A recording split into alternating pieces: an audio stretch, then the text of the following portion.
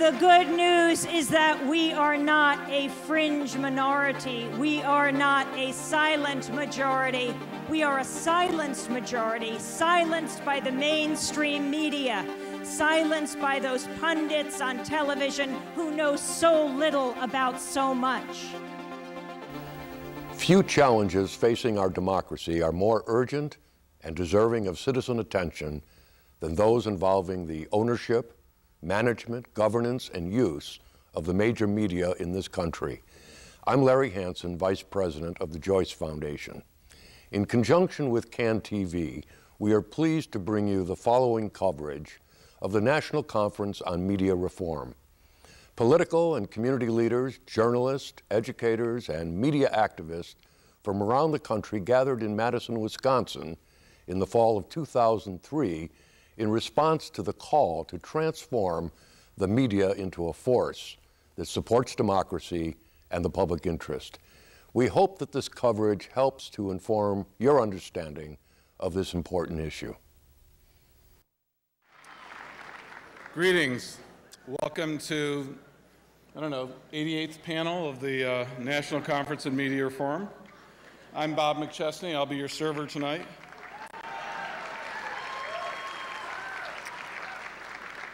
We have got a terrific lineup of speakers for you tonight. I think we've been running them up on the screen before we started here. So I'm not going to try to talk too long. But I think a lot of you know I'm a college professor by training and by profession. So my idea of a short talk when I have a locked-in audience that can't get away is maybe an hour or so. I will try to restrict my comments so we can get to the main act pretty soon. But I thought I'd start with just a few general comments about this whole movement of media reform and what this conference is about, what this movement is about, why we're assembled, and what we're really shooting to do here, what our goals are, what our ambitions are with this movement. I think everyone who's here knows how important media are in our lives, how crucial they are. And I suspect most of you know, or you wouldn't be here, that our media system in the United States today is dominated by a relatively small number of very powerful corporations that are guided by almost purely commercial values. And oftentimes we talk about how our system doesn't work very well. Our media system isn't functioning well. In fact, our media system works extremely well for those who own it. That's the problem. We have a media system that's set up to generate profits for these firms, and it does that well. But unfortunately, what makes the most money for these companies doesn't produce what we need for a self-governing or a humane society. It produces dreadful journalism. It makes it very hard to have localism. Local content is wiped out or eliminated or denigrated. And worst of all, arguably, it produces a hyper-commercialism that marinates our entire culture and sales from birth to death, every moment of our lives, increasingly subject to commercialism. That's pretty depressing, isn't it? I'm always the bearer of bad news, and I got tired of that, as a lot of us have, and said, well, let's do something about it. The problem you face when you talk about the media is that people go, death, taxes, and media, that's something you can't do anything about. It's simply, you inherit it. It's a given. You know, God had a tablet, and he handed it to Moses, who handed it to Thomas Jefferson, who handed it to Rupert Murdoch and General Electric. Thou shalt own and control the media. And we're all supposed to believe that. And okay, it's not any good. Well, it's our own fault because we must have demanded it and they're giving us what we want. That's what we're told. Well, it's bogus. It's not true. There's no truth at all to the idea that our media system should look like this, that it was intended like this by either divine power or even by the Constitution and our founding fathers. In fact, if you look at the Constitution of the United States and you look at American history, the idea that freedom of the press was supposed to mean, well, just let a bunch of rich people make as much money as possible and let the chips fall where they may is ludicrous. No one argued that in 1791. Can you imagine Benjamin Franklin arguing that? Well, I got an idea for freedom of the press. Let's say the rich guys see how much money they can make, and we'll clear out of the way. It's a ludicrous idea, absurd. In fact, no one spoke like that at the time of the early Republic. In fact, through the first 3 or 4 generations of American history, our government had explicit policies to spawn and nurture a free press. Freedom of the press was seen as a social right all Americans enjoyed, not as a private right for investors to capitalize upon. That's a very important point because we've lost that connection in this society. Freedom of the press no longer remains a social right for free people, for citizens in a self-governing society. It's increasingly a commercial right for large investors to take advantage of in a commercial media system. In the first few generations of the Republic, we had explicit printing subsidies to create a diverse press system. Similarly, and this is most interestingly, when the post office was created in the United States, there was a debate. What are we going to charge newspapers and magazines to be sent through the mails? Now, this is a very interesting debate because if you were to listen to people today, you would think, of course, back in 1792, the Founding Fathers, the first Congress of the United States, creating the post office, 90% of its traffic was newspapers. It was basically a communications medium.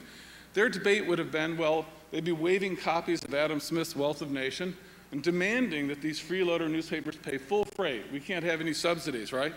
That's what you would expect today. In fact, the range of debate in 1792 over what to charge newspapers by our government ranged from one extreme position was that they should be heavily subsidized to encourage a wide distribution of news. The other extreme position was James Madison's position. All newspapers should always be sent for free by the mails. Any charge at all would be a form of censorship against dissonant ideas.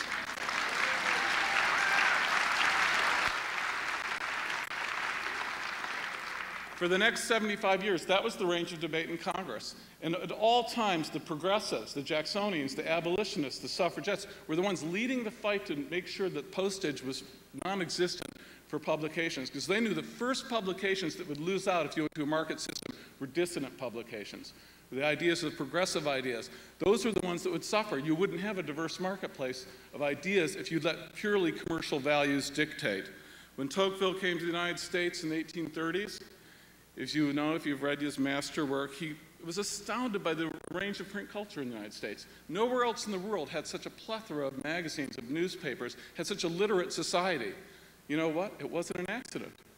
It was the result of conscious policies put in place by our founders and by our first governments to create a free press, create a literate society, create a diverse range of viewpoints. And I think that's the lesson we need to keep in mind. When we talk about building freedom of the press, we're not attacking entrenched opinion that the Founding Fathers wanted this commercial system. We're trying to revive the democratic tradition. We're trying to revive the idea that the press system should be set up to serve us, to serve democracy, not to serve a handful of owners and their commercial interests.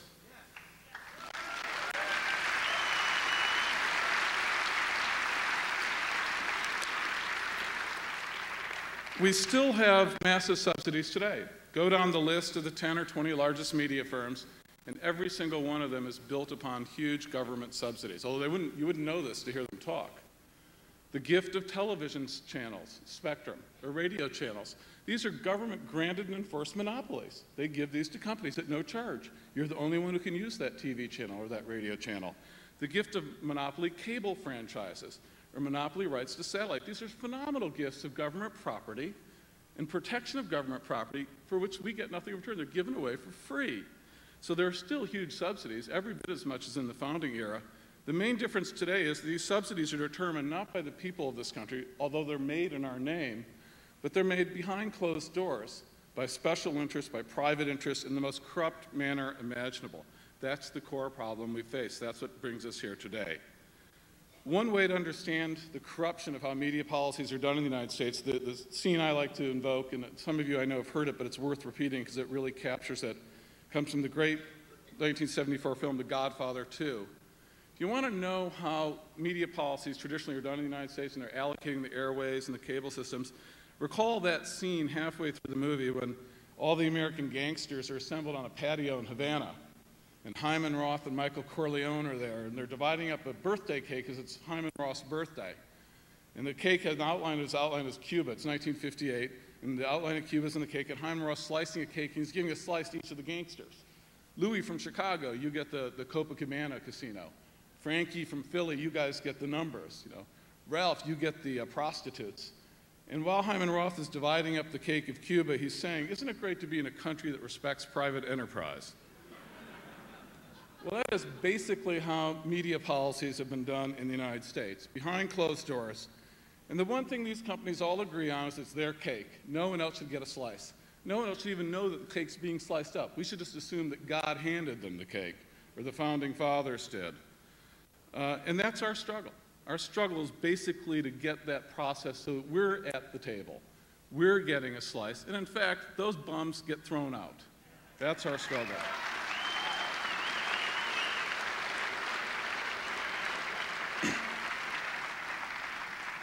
I've had the privilege of studying the communication policy-making process in American history in some detail, and one law has come forth in the last 100 years. It is that the people that run our media system today, those who get these subsidies, do everything in their power to prevent public participation in this process. The last thing they want is people to know about it so they can be informed citizens. They can participate to say how they want these airways allocated, how much they want media to be owned by one company in the community, how much competition they have, how much they want to have non-commercial values, localism values in their media system. They want people to leave all those decisions to them on that patio in Havana to carve up with their friends. And they do this for a very good reason, because they know that as soon as people understand how the game really works, as soon as they realize it wasn't mandated by God, but in fact is done corruptly behind closed doors, all bets are off. The whole thing doesn't hold up anymore. And for evidence of that, look at what's happened this year in Washington, D.C. with the media ownership fight. A year ago at this time, when people talked about the FCC's review of media ownership rules, when it was considering relaxing some of the most important remaining rules, basically allowing companies to go into towns if the changes go into effect that they have in mind, where one company can own the daily newspaper, 3 television stations, 8 radio stations, the cable system, the billboards, one company, one newsroom serving all those media, one newsroom, maybe 2 in a big city, you'll get 2 newsrooms. That's what they're proposing. When they did that a year ago, most people thought it was all over. It was hopeless. There was nothing we could do. In American politics, these industries always got their way. The American people would find out about it later, and they'd tell us they were giving us what we want when they're pummeling us with whatever they give us. It looked hopeless. But then something funny happened. We had a really dramatic, and I think mostly unexpected, movement arise. And that, I think, is a large reason why we have so many people here for this weekend, for this experience. It came for a lot of reasons. It was built on a lot of labor by many of the people in this room, groups that have been active for years and years and years. Other people have gotten active more recently, have come together to work on it. It's taken 2 extraordinary members of the Federal Communications Commission, Jonathan Adelstein, who will be speaking tonight,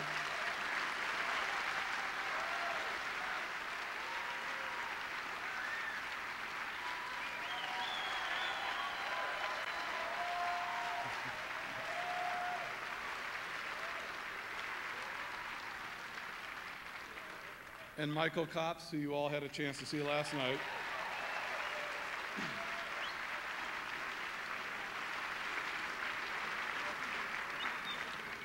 And it has also taken really for the first time in a long time, some aggressive and concerted effort by members of Congress to really step up to the plate on this issue and go to battle. And you're going to hear from several of those members tonight and tomorrow, because it's been really stellar, the work that's been done in a way that hasn't been done on these issues in a long time. And I think they'll be the first ones to tell you the reasons why they've stepped forward on this issue, besides their own interest in it, is because they heard their constituents talking about it. They went out in their communities, and there are people in their communities who said, we don't like the idea of having one company own all the radio stations in our town and pipe in commercials from 2 states away. That's not our idea of a very rational use of our airways. They heard from their constituents, and they responded. But that's only part of our movement. Our movement really goes to a much broader redefinition of a press system, of media system in this country. If I think I could put it in a nutshell, ideally what we're looking for in the final analysis is a system where the commercial sector is much more competitive, much more localized and decentralized, and where also we have a much stronger and more vibrant non-commercial nonprofit sector, and a diverse one.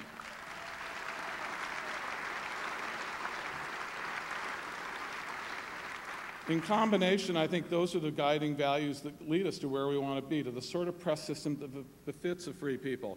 And until we get that sort of press system, we're going to have a lot of difficulty enjoying the privileges and rights and responsibilities of a free people. There are a lot of issues I could talk about. We're going to talk about a lot of them tomorrow in the closing session.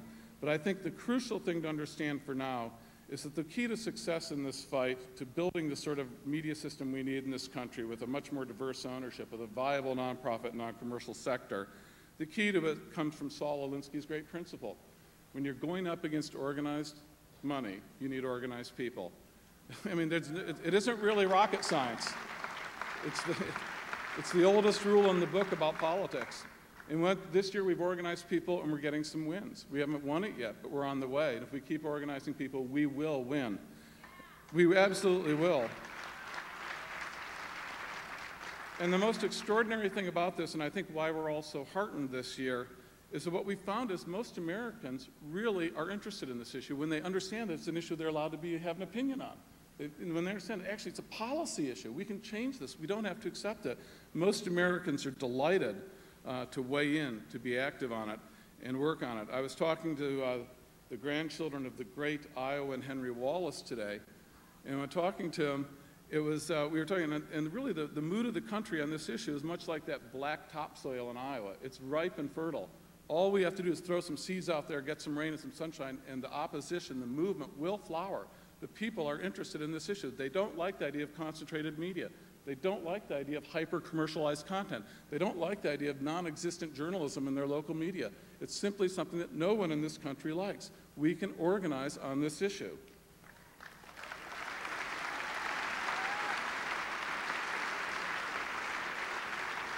And this is not just a progressive issue. It really cuts right across the political spectrum. One of the exciting things this year is to see the amount of people who would not consider themselves progressives or liberals who've come forth and really gotten interested in this issue. It's one of the reasons why so many Republicans have voted with us, a lot more than we thought would in the votes in the Congress this year.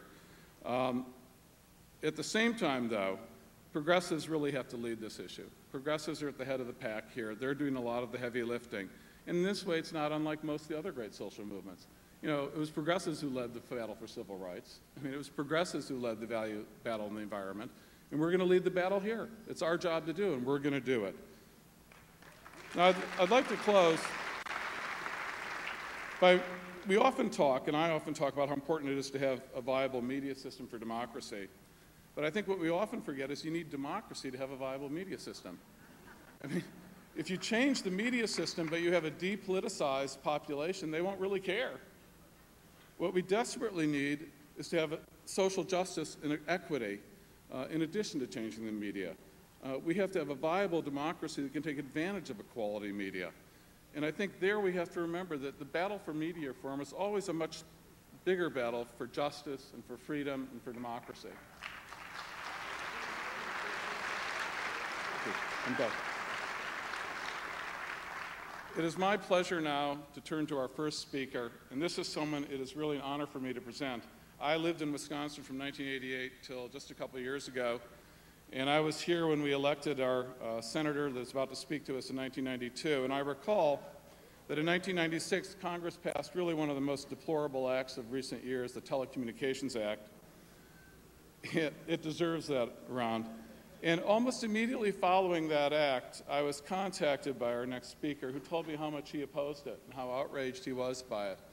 And I'll let you know, he didn't have a lot of company when he made that vote in the United States Senate. I don't know, how many voters did you have with you, Senator Feingold? How many people voted with you on the Telecom Act against it in 1996?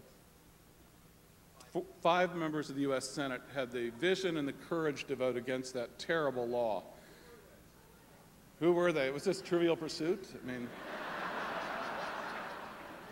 well, guess a certain great senator from the state of Minnesota, who I mention.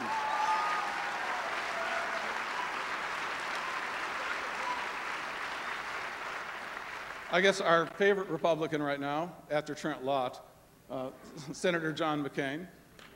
And do you know the other two? Byron Dorgan from North Dakota, who's been a real leader this year in our fight. And Paul Simon from the great state of Illinois. So with no further ado, let me bring to you one of the great U.S. senators, one of the leaders of our movement, Senator Russ Feingold. Thanks, everybody. Thanks to Bob McChesney, who has been, to me, the genius of this subject when he was here at our university and throughout this country. And thanks to John Nichols for partnering with him on this. They have been my mentors on this issue of media and concentration.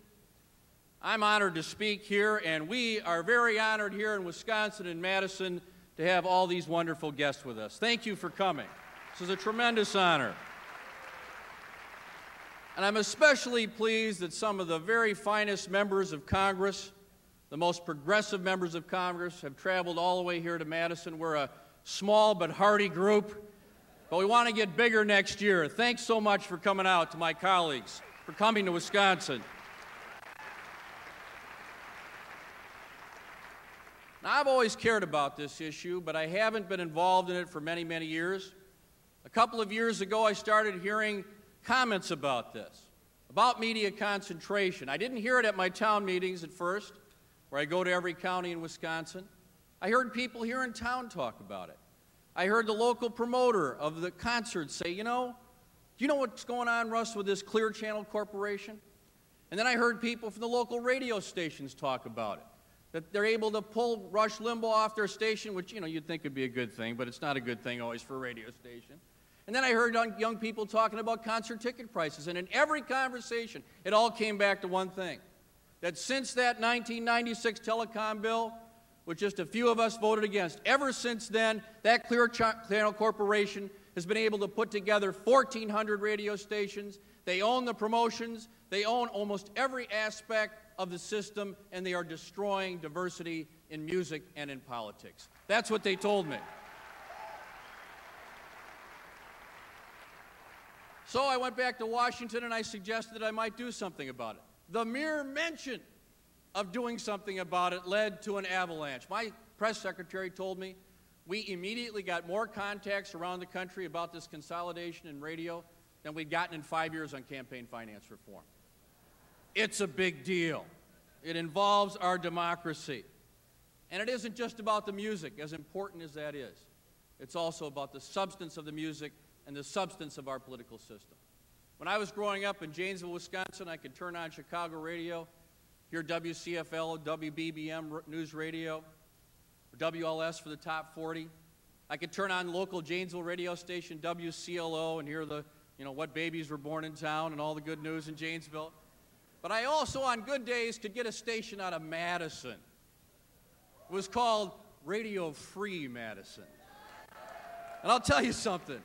That station brought to me the new music, the music of protest, the humor, the political satire, all the mixture that was required, not only for entertainment, but also to fuel a political movement that was changing this country and that had to be done. That was Radio Free Madison in those days.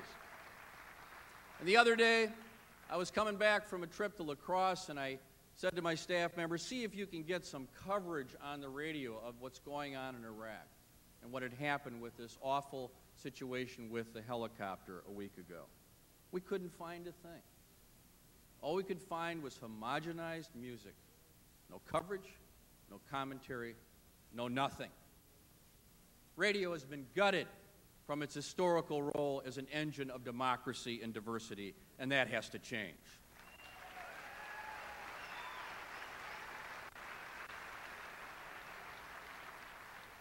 Where was the media when these lousy trade agreements were signed and pushed through the Congress in the 1990s? Where was the media when we had NAFTA and GATT and all these agreements selling American jobs overseas? Where is the media today when the Bush administration is every day gutting the Clean Water Act and changing the definition of what lands and what waters can be protected? And where was the media when somehow, during this lead up to the invasion of Iraq, the Bush administration was able to bamboozle the people of this country into believing, 60-some% believed on the night of the invasion, that Osama bin Laden apparently had sat down with Saddam Hussein and planned out 9/11. That's what they had the American people believing, and now they admit it wasn't true. That's a failure of voices, of commentary, of discussion, and of honesty. It's a failure of our system of concentrated media, and it has to change.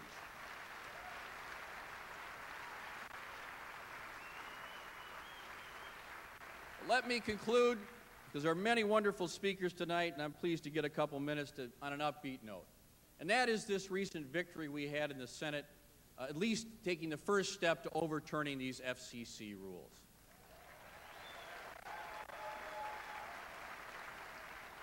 There were three main authors, Byron Dorgan, myself, and a third senator who I had never appeared at with a press conference in my entire 11 years, Trent Lott. I was astonished that I would be seen with him or that he would be seen with me. But there we were, and I thought back to when music was a little more diverse. I remembered all the songs I remember Phil Oakes songs, Bob Dylan. And then there was a response from other parts of the country. Merle Haggard, the Okie from Muskogee, said he didn't like it that we were wearing sandals up here in Madison. That's what he said in that song. And then Neil Young complained about the Southern man. And Leonard Skinner responded that they liked the governor down in Birmingham and that Watergate didn't bother him, does our conscience bother us? Well, I didn't agree with them, but it was a conversation. It was a discussion. There was diversity, there was comment, there was something interesting going on. It wasn't a bunch of pablum on the radio that bores you to death. That's what was going on. So when I stood there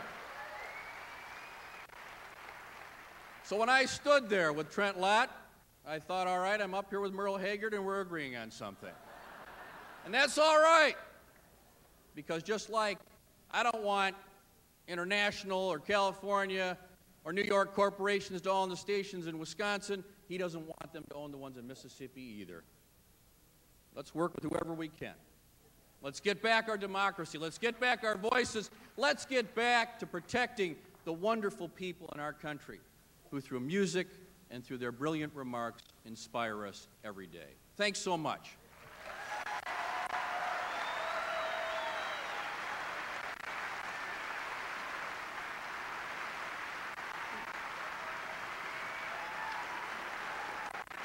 Thank you very much, Russ. Thank you, Senator Feingold. If Janine Jackson is here, if she could make her way down, that would be really terrific. We're trying to locate you, Janine. Senator Feingold was one of the 5 votes against the Telecommunications Act. We are privileged now to have one of the 16 votes from the House of Representatives that voted against the Telecom Act of 1996, and a person who has emerged as one of the real fighters and leaders and the battlers in the House right now to overturn what the FCC has done on June 2nd. Please join me in welcoming Representative Maurice Hinchey from New York State.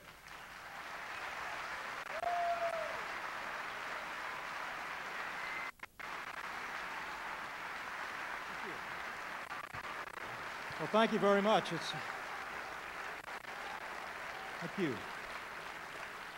Thank you very much. Thank you, Bob McChesney. Thank everyone who organized this gathering here today in this wonderful city. It's a great pleasure for me to be here today talking about this issue, which I regard as the most critical issue that is currently confronting the Congress of the United States and the American people. This issue of media consolidation is not just about the propensity of capitalists to migrate toward monopoly. It's much more than that. It's about controlling the discussion. It's about controlling the debate. The media today is like the storyteller in pre-literate tribal societies. They were the disseminators of information, the disseminators of knowledge, and therefore the truth, what everyone heard and what everyone believed. They want to control the debate. They want to control the information that people have. They want to control the ideas that are circulating in the society. That's what's at stake. The very foundations of this democracy are in jeopardy as a result of the consolidation that has been going on now since the mid-1980s and continues with this decision by the FCC of June 2nd. And we have got to stop it. We have got to stop it because the fundamental principles of our society, our democratic republic, enshrined in the Constitution, particularly the First Amendment, freedom of speech, are at stake. We are in a big struggle here. Don't underestimate the enemy. Don't underestimate underestimate the difficulty of this battle. But we are fully engaged. You heard Senator Feingold a moment ago talk about how the Senate, of course, passed a rescission resolution with regard to the June 2nd decision. That rescission resolution is now on the desk of the Speaker of the House of Representatives, Dennis Hastert. We want Dennis Hastert to take that resolution off his desk and bring it to the floor of the House of Representatives.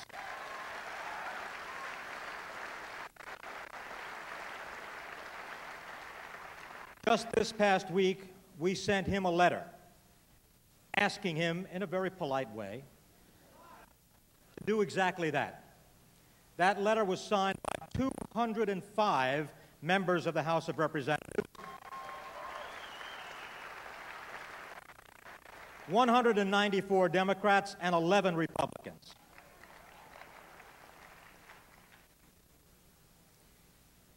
We want that issue on the floor, and we want it on now. But if the Speaker ignores the sentiments of 205 members of the House, early next year in January, we will advance a discharge petition. I've already introduced the resolution in the House. The resolution has been introduced in the House.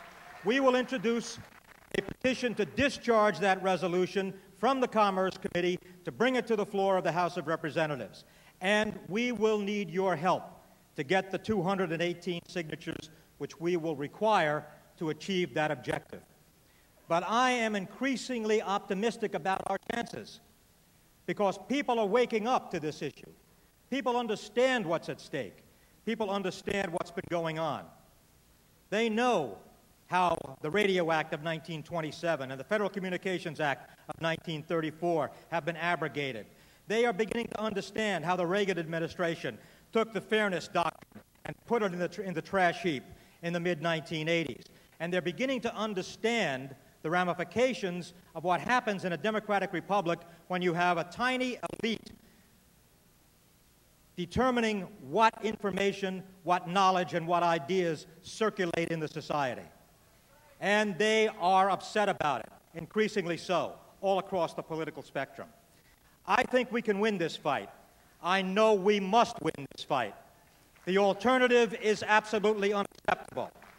But in order to do so, we're going to need the help of people all across this country, because there are members of the House that, although they know in their hearts that this is the right thing to do, they are reluctant to do it because they're fearful. They're fearful of their political leadership, and they're fearful of the ramifications of going against the big media networks and big broadcasting and the consolidators and the monopolizers and the duopolies. They're fearful of doing it. The only way to cut through that fear is to hear from their constituents. The people they represent are the ones that can give them the courage to overcome their fear and act in the way in which they understand needs to be done to save the basic principles of our society and to save the ideas that need to circulate here. We need to be told the truth. We have seen what happens when politicians in high places are able to lie and get away with it.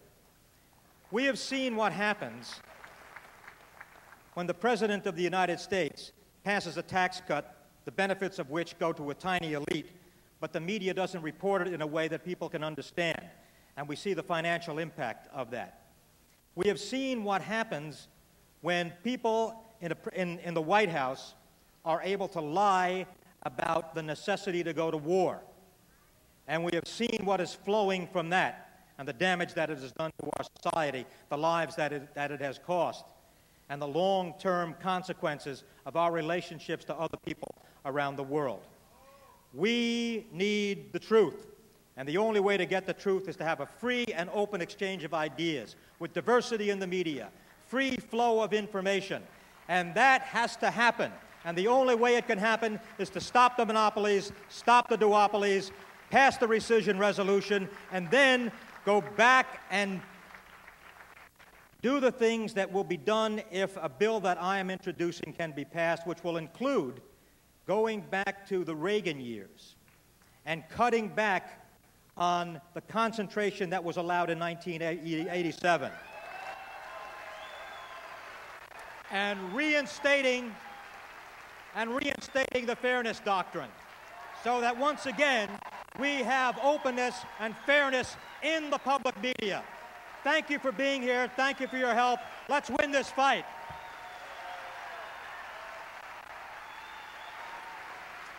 Maurice Hinchey. Thank you very much, Representative Hinchey.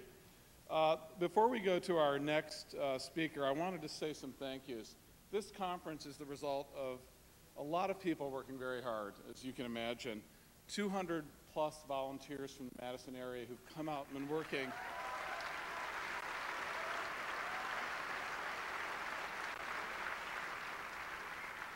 Plus the staff of the group Free Press that is putting this conference on, I think it'll all be in the emergency room by tomorrow night at this time. Absolutely extraordinary work they've done.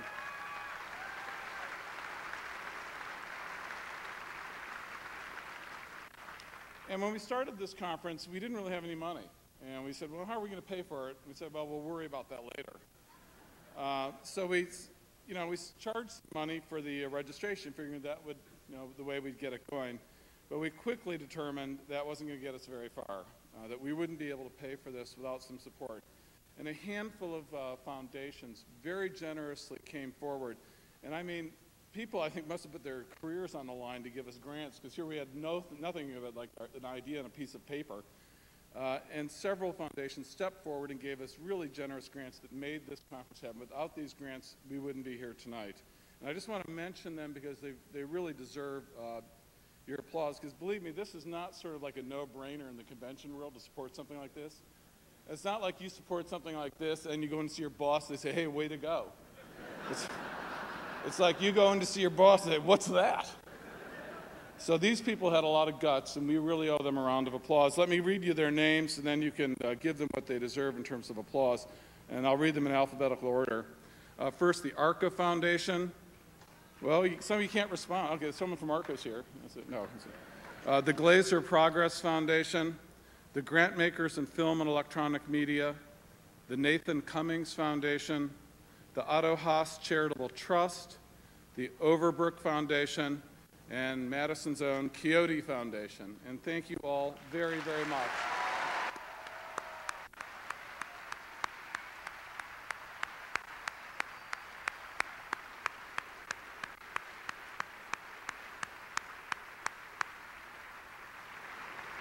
I don't know what it is about upstate New York, but they're turning out some really good members of Congress nowadays. You just heard one of them, Maurice Hinchey, and now you're about to get another one who is really impressive as well. Someone who's been a leader in this fight in Congress and the House of Representatives for over 15 years, and is always there when you need her when it comes to the issues of democratic media. So please join me, if you will, in welcoming Representative Louise Slaughter. Thank you. Good evening. My, what a pleasure it is to be in Madison, Wisconsin. This great bastion of populism and progressive thought. Thank you for being who you are. I'm delighted to be here, too, with my friends in Congress and such wonderful speakers as we're having this evening. It's an honor to be in the same room with them. We want to talk about the deteriorating quality of broadcast communications in this country. And I personally, having been around quite a while, can say to you that I have never been as concerned for the future of America as I am today. We went through the Nixon era, but we knew then that we had good, strong courts. And when the Constitution was threatened, we knew the Constitution would stand. Today, I'm not so sure. But as Bob said, I've been fighting this fight since 1987. The first year that I got into Congress, because the fairness doctrine had always seemed to me to be so eminently fair. And I was simply appalled that President Reagan had decided to do away with it. He said it was onerous. Well, onerous for whom? Certainly, I don't think it bothered any of the broadcasters. They all said they'd live with it quite well. But it seemed to me that it began after 1986 when he signed it out of business. that we began to see this stealthy, insidious takeover of American airwaves. It is the deliberate, concerted action by a handful of media conglomerates who knew exactly what they wanted and how to get it. Russia is not the only industrialized democracy controlled by an oligarchy of incredibly powerful barons.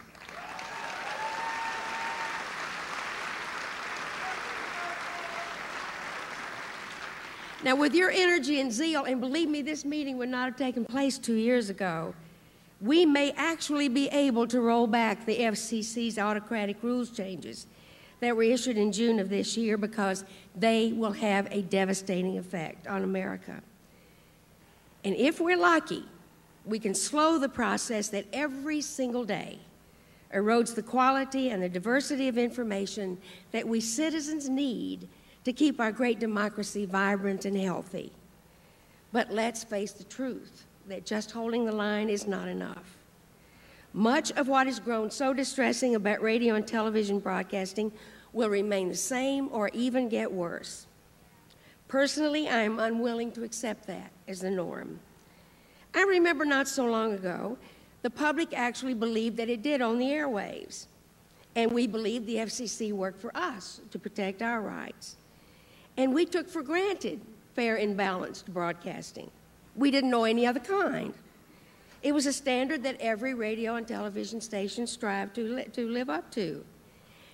And who in the world would ever have thought that the network of the great Edward R. Murrow and Walter Cronkite would bow in censorship to the right wing and take a program off the air?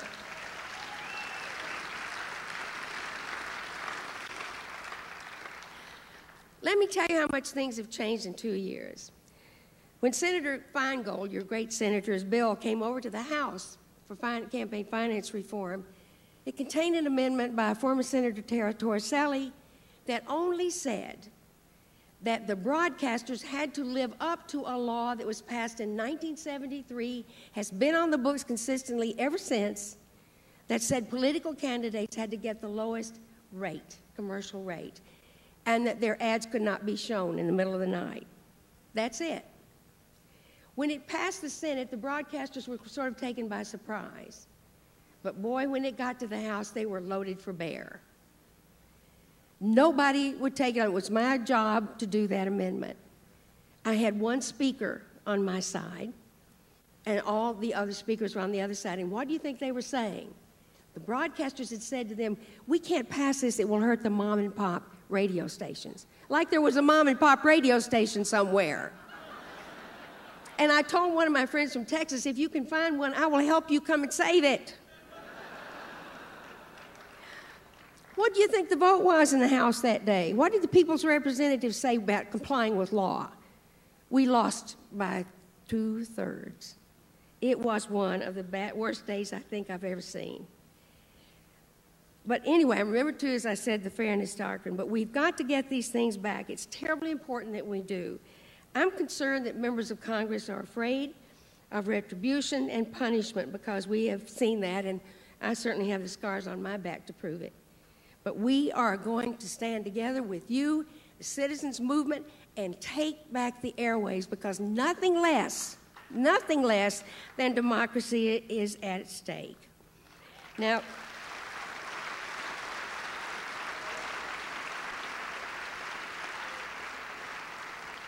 if we don't do it, the unbridled nerve and malicious intent of many broadcasters today, and they know who they are, in this country will remain a giant dumping ground for slander and lies, with perpetrators never, ever being called to account.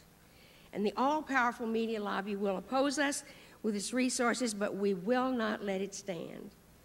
Let me call on all of us to be just as aggressive about rebelling against the blatant bilge that goes out on the airwaves every day as we are to battling more media consolidation and the cross-ownership of newspapers and television stations.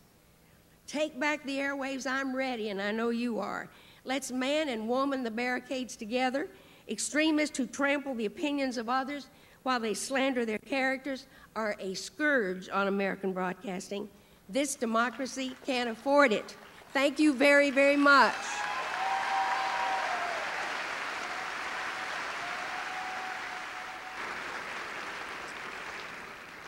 One of the problems with media activism has always been that we're really good at critique, at talking how bad things are, but it's harder to come up with proposals and a vision of how good things can be, what we're fighting for.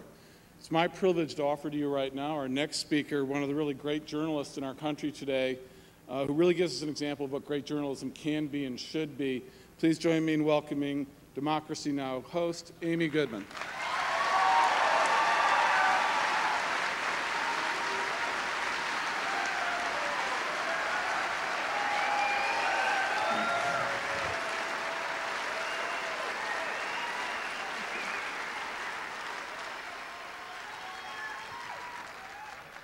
I come from Pacifica Radio,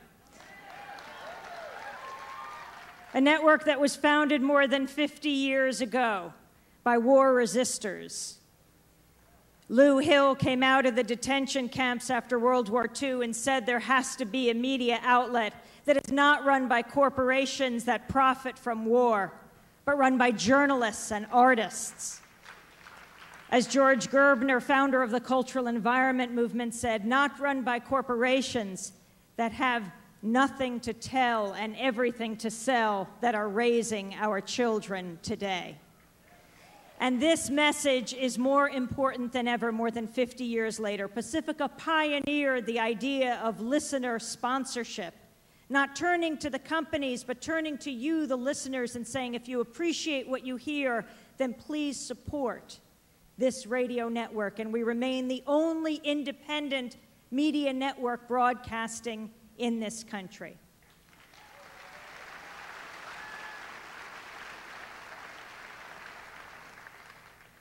Fast forward 50 years or 40 years to the Persian Gulf War, and you look at the networks that were bringing us the war games. That's what they looked like on TV. At the time, CBS, owned by Westinghouse, General Electric owning NBC, General Electric and Westinghouse, two of the major nuclear weapons manufacturers in the world, making most of the parts for most of the weapons in the Persian Gulf War. No wonder it looked like a military hardware show.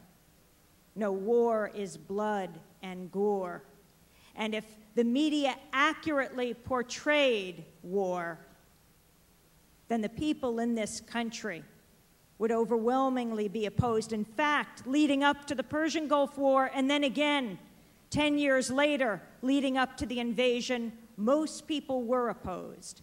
Fairness and Accuracy in Reporting did a study in the week leading up to General Colin Powell giving his push for war at the UN Security Council, and the week after. In that 2-week period, ABC, NBC, CBS, and PBS NewsHour with Jim Lehrer. They did 393 interviews around war. 3 were anti-war voices. 3. This is not media that is providing a forum for a diversity of opinion. This is a media that is beating the drums for war, and it must change.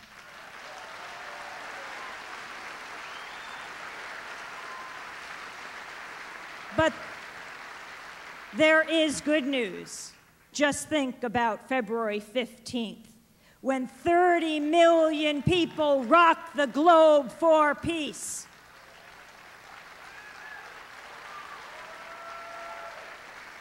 The good news is that we are not a fringe minority. We are not a silent majority. We are a silenced majority, silenced by the mainstream media, silenced by those pundits on television who know so little about so much, silenced by, well, think about September 11th and the kind of so-called information the so-called journalists, I call them media personalities, brought us afterward. That horrendous moment, September 11th, when 3,000 people were incinerated in a moment in New York. Actually, we'll never know how many people died on that day, because those who go uncounted in life go uncounted in death. And they are the undocumented workers who died in and around the World Trade Center. But after September 11th, the media personalities kept intoning that number, 90%. 90% of Americans were for war. Who did they talk to? Who did they ask? And what was the question that they were asked? Because if you were asked, do you believe the killing of innocent civilians should be avenged by the killing of innocent civilians, well over 90% of Americans would have said no. That is what it means to beat the drums for war, to manufacture consent. And then you had the growing movement of people, the people who lost their loved ones at the World Trade Center, like Rita Lasar, who lost her brother Abe Zalmanowitz on the 27th floor of the World Trade Center. When George Bush gave his speech at the National Cathedral, he invoked the story of Abe Zalmanowitz, who would not leave until his best friend Ed, who is a paraplegic working next to him, was helped by emergency workers, and they went down together with so many others. And when Rita heard this, she said no. She said, "You will not use my brother in this way," and she wrote a letter to the New York Times, and she said, "It will only increase my suffering to know that soon a sister in Afghanistan will lose her brother, not in my name, not in my brother's name." And they began an organization.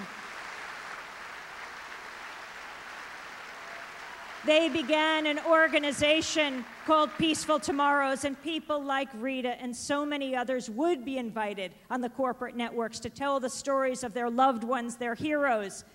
But when it moved from description to prescription, when people like Rita and Phyllis and Orlando Rodriguez, who lost their son Greg on the 100th floor of the World Trade Center at Cantor Fitzgerald that lost 600 of 900 workers, they too wrote a letter that said, "No, not in our name, not in our son's name." When it came time for them to say no to war, after they described their loved ones, the media would cut away and they would turn to the experts on terrorism, the Henry Kissingers and the Oliver Norths. Well, maybe for once the media got it right. The terrorism experts, it takes one to know one. We need a different media in this country, and we have it. It is growing all over. It is the indie media centers in cities around this country and in countries around the world. It is Pacifica Radio at the 5 stations and all the community radio stations around. Right here in Madison, it's WORT,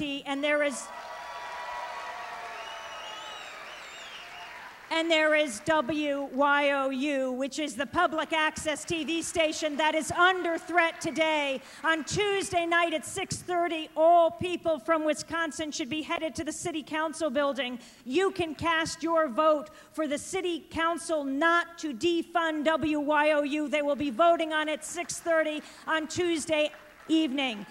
Yes, you can make a difference. As Margaret Mead said, never doubt for a moment that a small group of dedicated people can change the world. Indeed, it's the only thing that ever has. There are shining moments. There are rays of hope. Democracy Now! 2 years ago on 20 stations, now on close to 200 radio and TV stations around the country, on Pacifica Radio, NPR stations, public access TV stations, Free Speech TV, the oldest nonprofit independent station on Dish Network, channel 9415, and we're video and audio streaming at democracynow.org. You can get us on your NPR or community station. You can go to our website, democracynow.org, find out how. In the back, we're selling T-shirts and DVDs. I say that because you will know that public media has arrived when it is the Pentagon that has to hold a DVD T-shirt sale to buy its battleships, and public media in this country gets an $87 billion blank check.